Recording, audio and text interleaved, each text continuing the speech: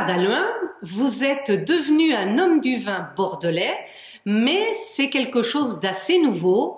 Est-ce que vous pouvez nous raconter comment ce chemin autour du vin a démarré et comment vous arrivez à être aujourd'hui producteur de vin en Bordelais? Alors, donc effectivement, pour moi, c'est assez récent parce que j'ai acquis le Charmail en 2008. Par contre, ça n'est pas un hasard parce qu'en fait, le goût du vin m'a été donné par mon père, euh, qui, dans le Nord, se fournissait chez Cuvelier et donc, dans ma jeunesse, j'ai été élevé avec Léoville-Point-Ferré, Le Croc, Moulin Riche, qui sont quand même des très bons vins et à l'époque très abordables, notamment je parle du premier là. Et donc ça m'a donné un peu le virus. Ensuite, ma vie professionnelle euh, des 40 dernières années, au départ, me prédestinait pas du tout au vin. Donc c'était plutôt un rêve pour moi, mais un rêve qui n'aurait jamais dû se réaliser.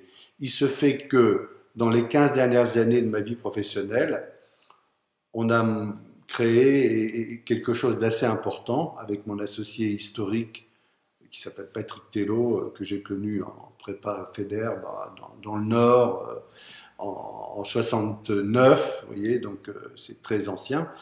Et donc cette réussite des 15 dernières années m'a donné les moyens financiers de justement réaliser ce rêve. Après, pourquoi Charmail? C'est un peu un hasard, mais moi je ne crois pas au hasard, parce que le hasard c'est un rendez-vous que l'on n'a pas pris, mais on avait rendez-vous. Et j'ai découvert Charmail par quelqu'un que j'avais rencontré qui s'appelait, parce que je parle malheureusement au passé, Vincent Mullier, qui est un originaire également du Nord, et qui malheureusement est décédé depuis de manière incroyable. Et c'est lui qui m'a permis de découvrir Charmail, et je n'ai vu qu'une propriété médocaine. Je cherchais à Saint-Émilion, et je suis arrivé à Saint-Seurin-de-Cadourne. Voilà l'histoire. Et je ne connaissais ni le nom de Charmail à l'époque, ni le nom de Saint-Seurin-de-Cadourne. Je connaissais plutôt mon voisin. J'en avais dans ma cave. Le Saucian d'Aumalais, je connaissais Calon-Ségur, qui est notre autre voisin. Mais Charmail, j'avais jamais entendu parler. Et j'ai eu un coup de cœur pour l'ensemble de la propriété. Et je me suis dit dans ma tête, très naïvement, dans un endroit comme ça, on ne peut faire que du bon vin. Bon, c'était assez naïf, mais après j'ai pris mes renseignements quand même avant de signer. Et je me suis aperçu que le nom de Charmail voulait dire quelque chose dans le Bordelais, dans les crus bourgeois. Je me suis également très bien entendu avec Olivier XVI, mon prédécesseur, qui est resté avec moi pendant 5 ans, qui a été mon professeur, et excellent professeur. Et voilà comment tout ça s'est fait. Voilà. Donc après, on a, pendant les 5 années avec Olivier, on a continué, j'allais dire, dans le même état d'esprit, en améliorant certaines choses, par exemple en faisant la vendange manuelle, en faisant les feuillages non plus thermiques mais manuels, bon. Et puis aussi en construisant des nouveaux bâtiments, un bouteiller pour justement stocker dans un endroit passif, c'est-à-dire que la température est stable quasiment tout au long de l'année, donc pour stocker nos vins dans les meilleures conditions. On a également créé là où on est une salle de dégustation pour pouvoir recevoir nos clients, les journalistes qui s'intéressent à Charmail, et puis éventuellement faire des réceptions. On peut ici être une cinquantaine assis, donc on a déjà fait avec des Suisses notamment, ou avec des Autrichiens. Bon.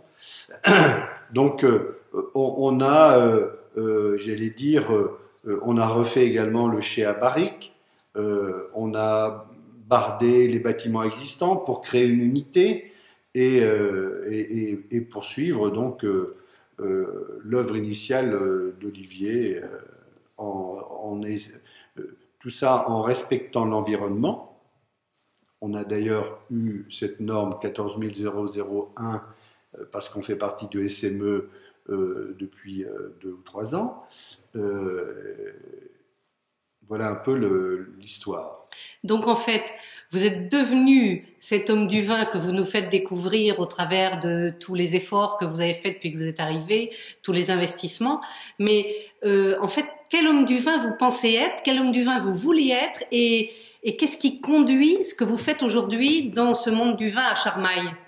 Eh bien, c'est la recherche évidemment de la qualité et de faire le meilleur que l'on puisse faire avec notre terroir. D'utiliser ce qu'a initié par exemple, de continuer à utiliser la macération pelliculaire à froid qui a été inventée par Olivier Seize et Michel Quesnon, il y a 35 ans. Donc de faire le travail des sols et non plus, on n'utilise plus d'herbicides, vous voyez, on a replanté des haies tout autour de la propriété pour l'écosystème. Donc on va dans cette démarche de qualité, on essaye de faire le mieux possible. Et alors votre expérience d'homme d'affaires que vous avez eue auparavant, comment est-ce qu'elle vous sert ici? Elle me sert, c'est surtout des moyens financiers qui m'ont permis de faire quelques investissements. Après, elle me sert dans le contact commercial, parce que on essaye de faire savoir. Hein. Il y a le savoir-faire, mais il y a aussi le faire savoir. Donc, à ce niveau-là, c'est pas inutile d'avoir une expérience autre. Hein. Mais ce qui est le moteur, c'est surtout la passion, vous savez, dans le vin. Alors, vous nous avez parlé du duo que vous avez formé avec Olivier Seize. Et aujourd'hui, il y a un autre duo, c'est avec votre fille, je crois. Alors oui, parce que réaliser son rêve, c'est bien, mais le transmettre, c'est encore mieux. Parce que sinon, c'est un peu égoïste. Il se fait que ma fille Marie, qui a maintenant, qui va avoir une trentaine d'années, qui a fait une école de commerce, le SCP, et qui se destinait au monde du luxe, on va dire, Chanel, LVMH, Louis Vuitton, etc.